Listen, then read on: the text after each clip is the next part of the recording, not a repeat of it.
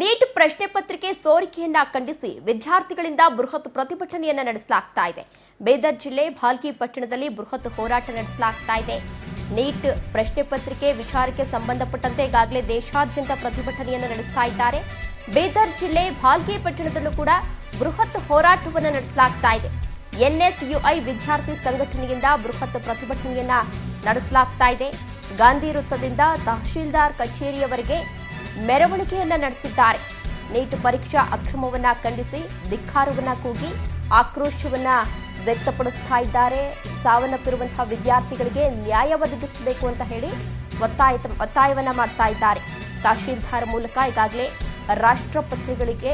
ರಾಷ್ಟ್ರಪತಿಗಳಿಗೆ ಮನವಿ ಪತ್ರವನ್ನ ಕೂಡ ಸಲ್ಲಿಕೆ ಮಾಡಲಾಗಿದೆ. ಸೊ ದೃಶ್ಯಾವಳಿಗಳಲ್ಲಿ ನೀವು ಕೂಡ ಇದೀಗ ಗಮನಿಸ್ತಾ ಇರಬಹುದು. National students of union of India ಎನ್ಎಸ್ಯುಐನಿಂದ ಪ್ರತಿಭಟನೆಯನ್ನು ನಡೆಸ್ತಾ ಇದ್ದಾರೆ. ಸರ್ಕಾರದ ವಿರುದ್ಧ ಧಿಕ್ಕಾರವನ್ನ ಕೂಗ್ತಾ ಇದ್ದಾರೆ.